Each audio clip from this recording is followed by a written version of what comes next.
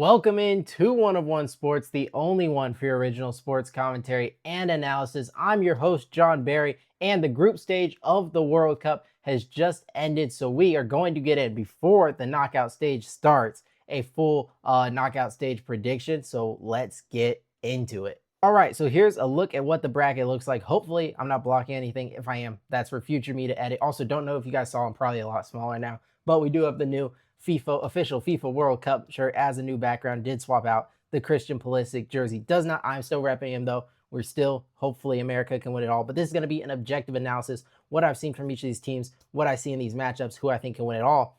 That being said, let's get into it. Starting with Germany versus Paraguay, where Germany is just decidedly the favorite here. So, from what we've seen from them, they played 3 games, won the first 2, lost the last one. So, you beat Curacao 7-1, who was arguably the worst team in the entire tournament. I believe the lowest ranked team coming in. Then you played the Cote d'Ivoire or the Ivory Coast, one of my personal dark horses in this tournament. I was with them in Norway, who actually, yes, do play. You can see them over there on the right side. We'll break that down in a moment here.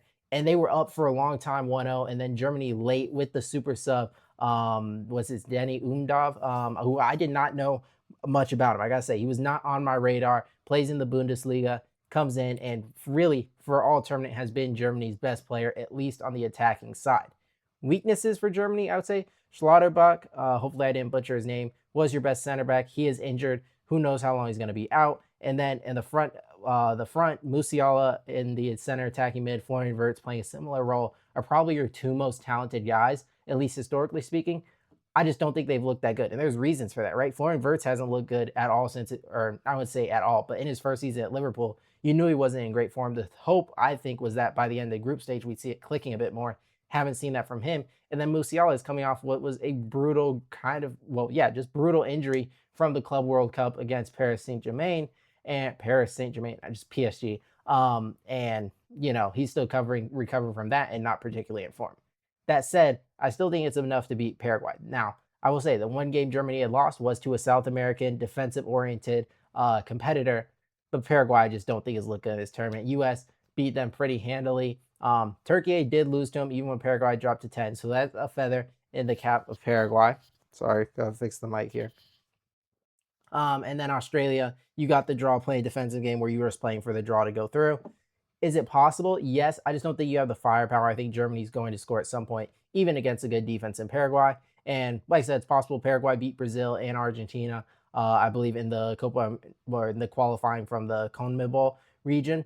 But I'm going with Germany to win. And then no brainer picking France to win as well over Sweden. Now, I do think Sweden scores in this game because if there's a vulnerability I've seen to France, it was definitely in the back line. Senegal scored 1, probably could have scored more. Nicholas Jackson had 1 offside, 1 hit the post, and Sarr had one that was just sitting there in front of the box at the end of the first half, if you remember. So there was more there for Senegal to have. And then against Norway, Norway missed a penalty, and Norway's backups had multiple chances that if their starters are out there, like an Erling Haaland, you're getting more than 1 goal against France. And for Sweden, not saying you have Erling Haaland, but Alexander Isak and Victor Gyökeres is a good duo for sure up front. And is it Anthony Alinga? I know his last name is Alinga. I could be misremembering his first name. It's probably not Anthony now I think about it. But I didn't know much about him coming into the tournament. He's been very, very impressive to me. That being said, your defense allowed 5 to the Netherlands. Tunisia scored 1. Japan scored 1. You allowed 7 through this. And now you're going up against an attacking line that includes Kylian Mbappe up front, Ousmane Dembele on the wing, Michael Olise at the 10, Desiree Doué or Bradley Barcola, and whichever one isn't playing is coming off the bench, and Cherki coming in off the bench. But yeah, we have Kylian Mbappe, who's second leading scorer in World Cup history on 4 goals, and Dembele, the reigning Ballon d'Or, on 4 goals, and Michael Olise won 3 assists in the Bundesliga Player of the Year, and Desiree Doué, who might be the favorite young player tournament. France could have 4 or 5 past you, and I would not be surprised. I'm definitely picking them to advance. And then what is the worst matchup? I'm going to scroll up because hopefully I'm not blocking, so ensure that. And what's probably the worst matchup of this round of 32? Now, there's one later that I think will fight for it. Canada, South Africa. I think both these teams feel, South Africa, I think, feels like a team that shouldn't have got through, and Canada feels like a round of 32 exit. One was moving on. I will go Canada. Have I been super impressed? No, not really. You lost to Switzerland, who, spoiler alert, I'm not that impressed with. Bosnia drew you, another team I'm not particularly impressed with. And yes, you beat down Qatar 6-1, but this was a Qatar team. Sorry, I always forget it's Qatar. that was down multiple men. And outside of that game, you haven't looked that impressive, and you had home field advantage playing in Canada the whole time. So Canada, not really impressed to me. Luckily for them, you drew South Africa, who I think it's a miracle they made it through. I don't know how South Korea managed to lose to them. I don't know how Czechia managed to draw them. I think they're the worst team in the knockouts. Canada is through for me. And then Netherlands, Morocco, the exact opposite of what you saw in Canada, South Africa. This is the best game of the knockout stage when you're looking at just who are the highest ranked teams. In Netherlands, I came into the tournament thinking this is a defensive oriented team led by captain Virgil van Dijk, at one point considered the best defender in world football. Maybe you think he still has a case, and he's surrounded by, the Van de Beeks, the Van Hecks, the Van de Vins. There's a mix of them. Nathan Ake, even a Delight who hasn't got a ton of run, but he comes off the bench, and Denzel Dumfries at the right back. And but I didn't think the attack necessarily had enough to go all the way. But now looking at them, you put 5 past Sweden, you put, what was it, 3 past Tunisia, you put 2 on Japan, and Somerville's been great, and Gakpo is in World Cup 4, and the striker, I'm forgetting his name, is it Brabin or Brabbery, something like that. Didn't know about him coming in. He's been pretty good for you as well. So yeah, the attack has just been a lot better than expected. And then for Morocco, you pretty much got what you expected. I thought they were going to win the group over Brazil, but you got the draw against Brazil, which is still really good. And I think most people would say Morocco looked like the better team out on the field, at least for large stretch of that game, certainly in the first half. And then you beat Scotland 1-0, where you would have maybe liked a little more, but you got the win. And then against Haiti, yes, you allowed 2 goals, but you put in 4. And you still have a very talented squad with Ashraf Hakimi, the right back, probably the best right back in the world, and the young guy in the midfield. I'm not remembering his name right now, and it's not going to come to me. But the 18-year-old who has a case, he's been the best young player in the tournament up there. This is a very talented Morocco team. Remember, they had a semifinal run in the last World Cup. Either of these teams is a worthy candidate to be potentially making a quarterfinal, semifinal type of run. Instead, we're seeing them in the round of 32. And I'm going with Netherlands. Now, worth noting, this is going to be in Mexico, and the weather you would think would favor Morocco. But I just think this Netherlands team is ramping up at the right time. What they did to Sweden, what they did to Tunisia, yes, easier opponents, but I just think the attack has looked more formidable than Morocco's. And when Morocco's attack has been its best, it was either against really weak competition in Haiti, and even when they did that, it made them very vulnerable on the back end because Hakimi has to contribute so much offensively. I think there's vulnerabilities for the Netherlands to have there, and I think they can expose it with how Gakpo's looked, how Somerville looks, whether it's off the bench or starting. And I do think the Netherlands are going to advance in what is a very competitive game in the first round of these knockouts. Slight microphone adjustment, but now we're back and we're on the other side of this top region, starting off with Brazil, Japan. And I think this is a Brazil team that's kind of getting a bad rap, and I'm not sure why. I mean, when you look at them, if you're comparing them to Brazil teams of old, then I understand. Yes, they don't have a Ronaldinho, they don't have an R9 or a Pele, any of these great Brazilian legends. I understand that, but Vinny Jr. is playing pretty well. I mean, 4 goals. He's been one of the best players of the tournament. And when you're just looking at, okay, what have you done compared to the other teams in this rendition of the World Cup? Not what would past Brazilian teams have done, not what flair did they have, do they play exciting? No, just what have you done? Well, you crushed Haiti, and you crushed Scotland, and you drew with Morocco, who's one of probably the 10 best teams this tournament.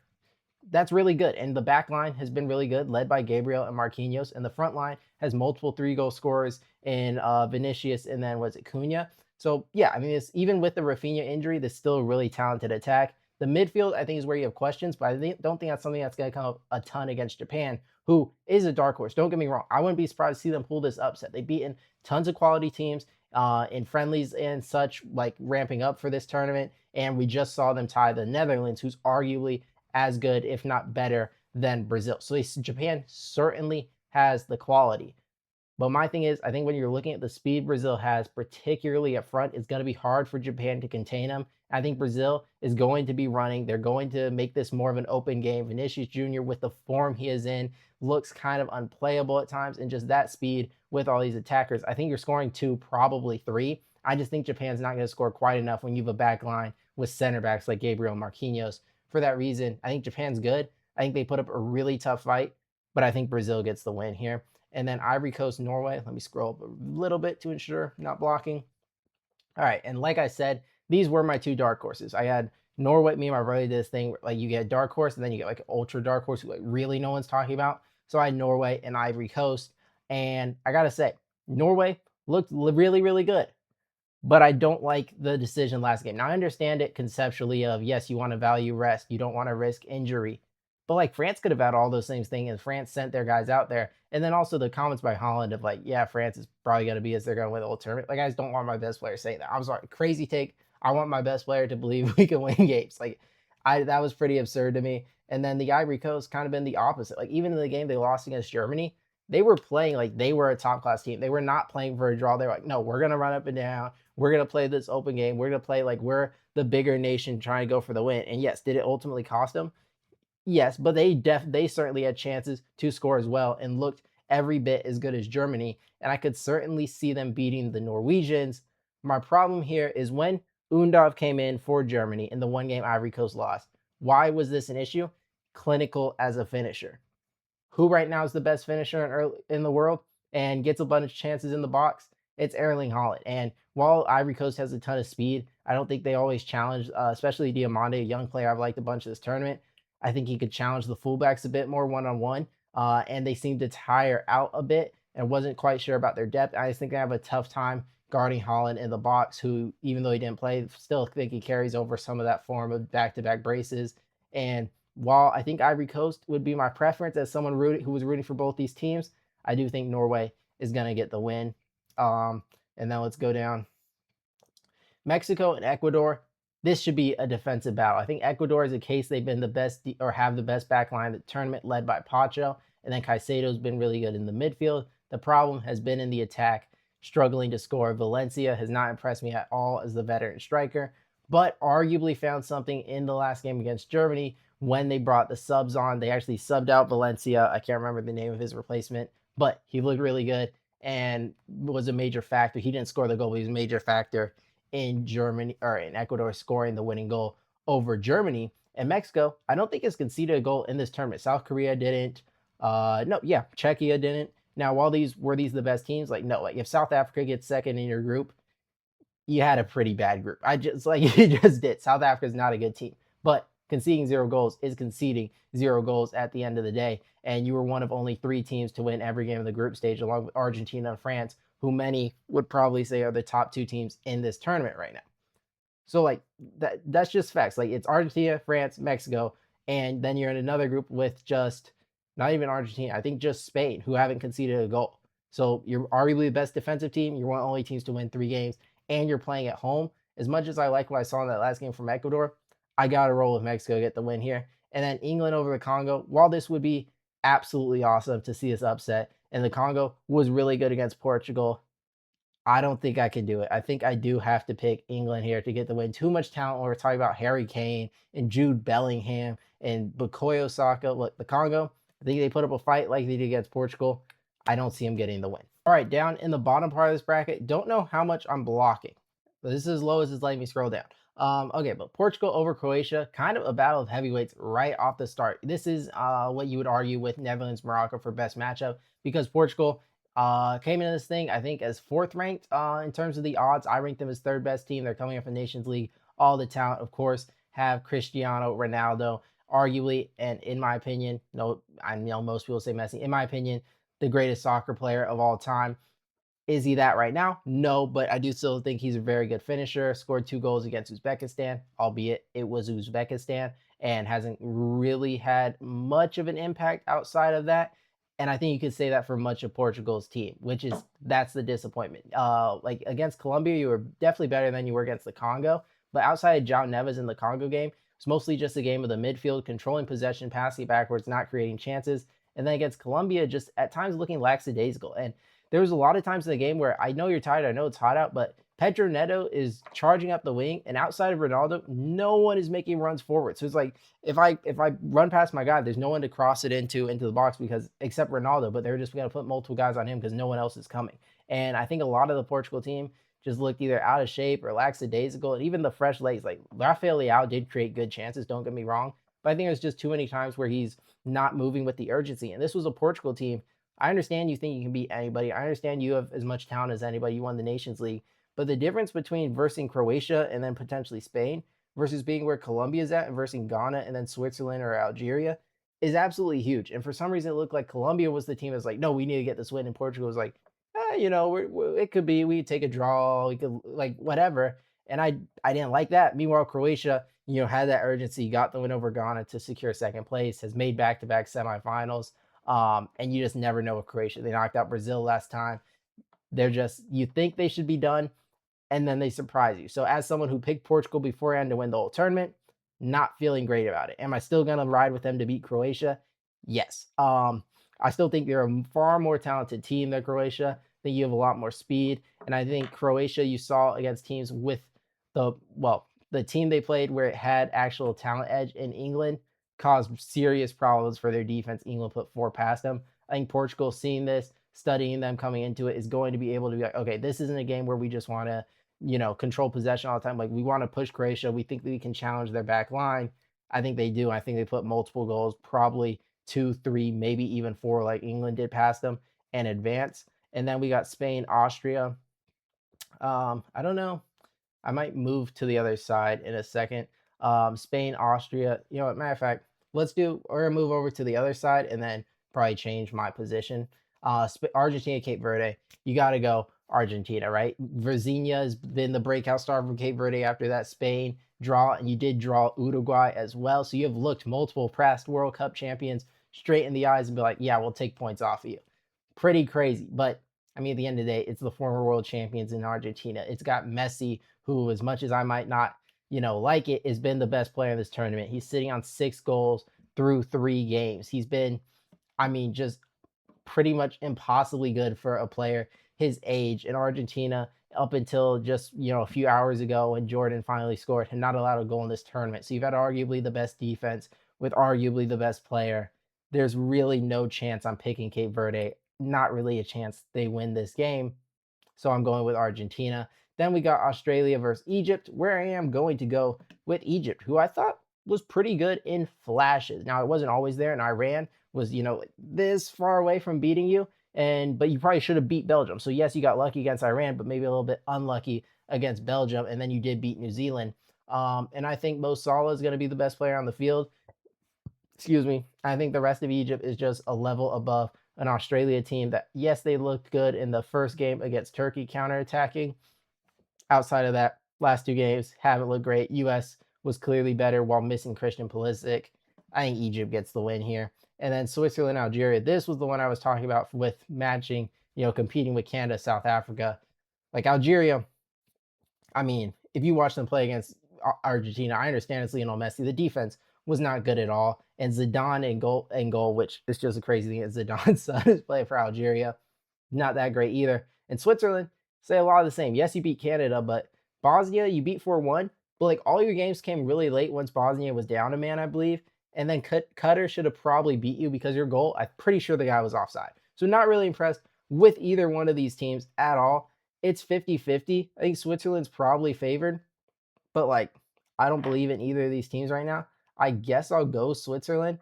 Don't feel good about it. Don't really believe in either of these teams to advance. Like I could just as easily go Algeria, but I'll slightly go Switzerland. And then Colombia, Ghana. Ghana, I think, wants to play a certain way with heavy defense, heavy defense, heavy defense. But Colombia is just going to pepper the goal. I mean, they launch shots from way outside the box, from really anywhere at the keeper. And none of them went in against Portugal. Probably a statistical aberration. Should have had more goals, which means, kind of you're due to, kind of return to the mean there. I think Colombia is winning this one. I do like Ghana, though. I just think they got a bad draw. I think Ghana could have pulled an upset out of a lot of teams. I think Colombia specifically plays a style that is a pretty good counter to what Ghana did. And you saw the way Ghana played against England getting the draw. I don't think that's really going to work with this style of play Colombia has. Oops, let's not do that. And I think Colombia gets the win here. All right, and while I'm on this side, because I'm going to probably switch over to the other side to finish this other thing, we'll go through the rest of this one just because it's pretty easy picks for me. Again, Egypt, yeah, I think you could beat Australia. I don't think you could beat the reigning world champs, arguably the best team in this tournament.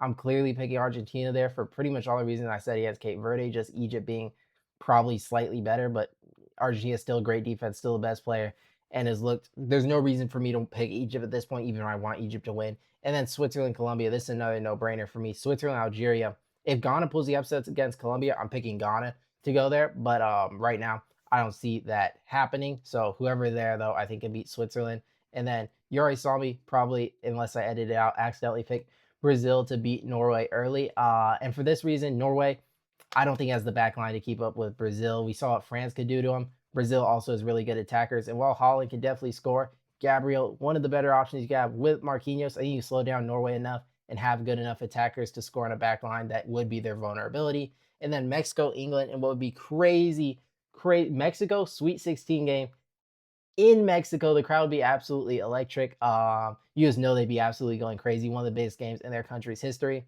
But like, you just don't have the talent. Like Gilberto Mora, he'll probably be pretty good. Julian Quinones, he's producing at a high level. But England, I mean, I know they choke in the past, and I know there's upsets in this tournament. I'm still going England to get the win here. And then let's do this region, and then we'll go to the bottom region. Germany, France. It's gonna be France. What I mean, I already talked about at the beginning of the video. There's just no team that has talent like France. Germany definitely, especially with what Musiala and Wirtz have looked like, who I think should be your top end talent, not looking necessarily like that in my opinion. You just don't have the talent to match up with France. And I think everyone, especially with center back injuries, like you're going to struggle. If Kimmich was struggling with Diomande on the wing, like get ready, man. Doué or Barcola gonna have just as much speed, G tagging just as much.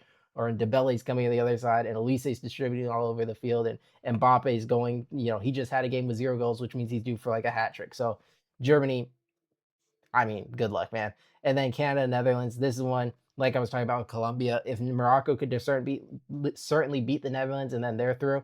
Canada, not much of a contest for the Netherlands. I'm definitely picking them. And now we're gonna cut where I move to the other side, so you can hopefully see better. All right, so I explained Portugal over Croatia. Now we're going to go Spain over Austria. I will say, I think Spain, like Portugal, is a team vulnerable to upset just because they play in a tournament, right? A single elimination. The margin of error is thin. And Spain plays in a way that creates low scoring games where just one play Austria does well could be the difference. Like Uruguay, yes, they lost 1-0, but if the keeper saves that, there's just as easily just one wrong move from Spain where Uruguay scores and they're, topping the group or something. So Spain plays with a high margin for error there's a low margin of error because they play these low scoring possession games that make me nervous about them.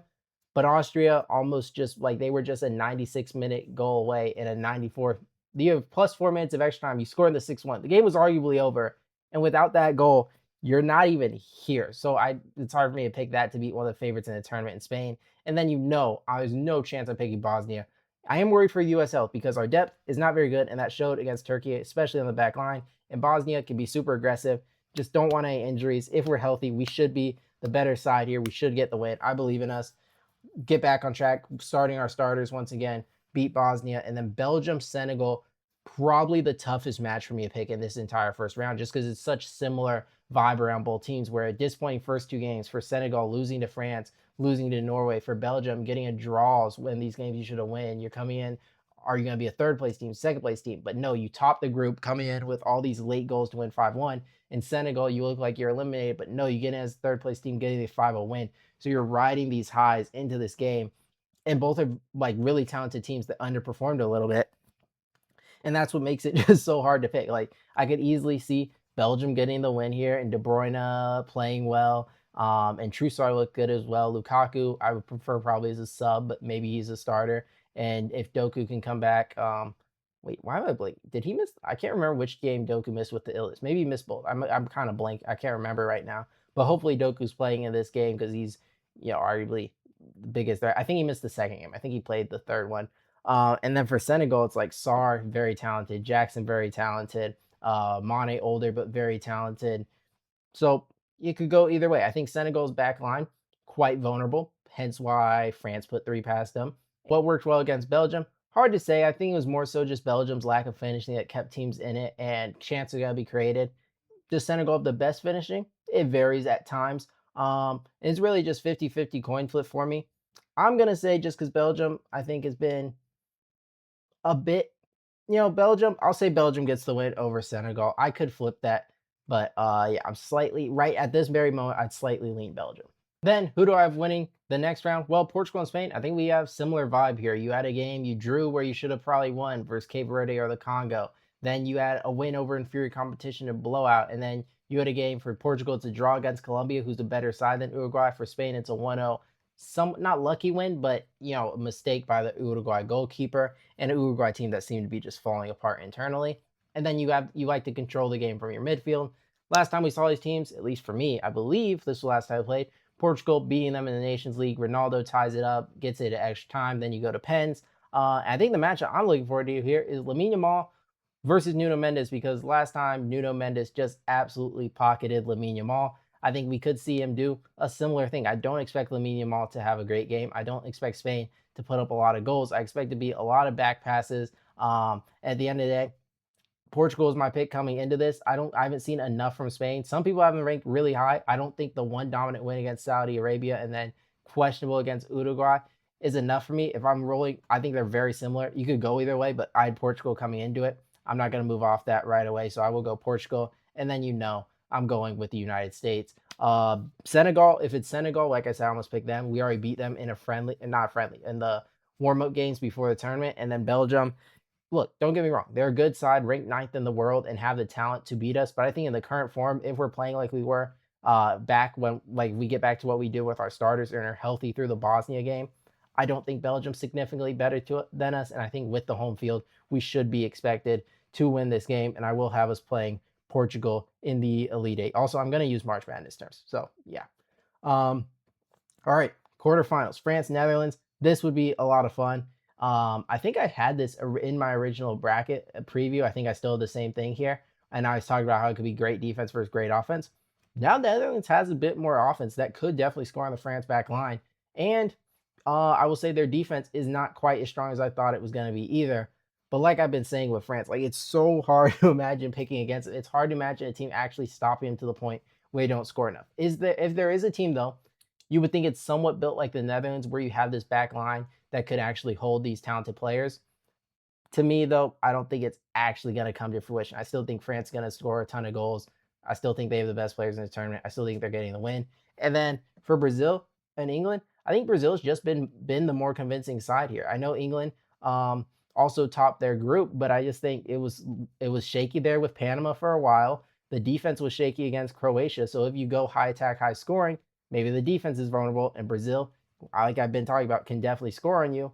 And the other thing was you struggle to score against who was it? Oh, Ghana. So yeah, I think Brazil's just been the more convincing side. Down here at the bottom, Argentina, Colombia. I would really like to pick Colombia. I really hope Argentina is not back in the semifinals for a multitude of reasons. Do I think it's actually going to happen? Not really. I think Argentina, the way they are, they look like a team that is going back to the semifinals to verse their rival in Brazil. And then Portugal, USA. Ooh, I want to ride with the US. I really do. And I also want to ride with Portugal. He was my pick before, and I'm a Ronaldo guy, and I like to see it happen. Obviously, I'd rather have the US win this game, but the semis is a lot, man. And when I'm playing, if it's Portugal, if it's Spain, that's just going to be a really tough place to win, because I think we have to be fully healthy, and we're going to have to win a game where we're not going to control the ball. Because whether it's Portugal or Spain, you know that midfield is going to control possession, and it's going to be tough to beat. But on home soil, I'm going to say we can pull the upset of all upsets, because let's be honest, whoever I have winning this, I'm picking France to beat them in the next round. So why not back my US to be dark horse, get to the semifinals for the first time since 1930? Does it end there against the most talented team I've ever seen, just me, on an international level? Yes, it does, because our back line certainly cannot hold up against France.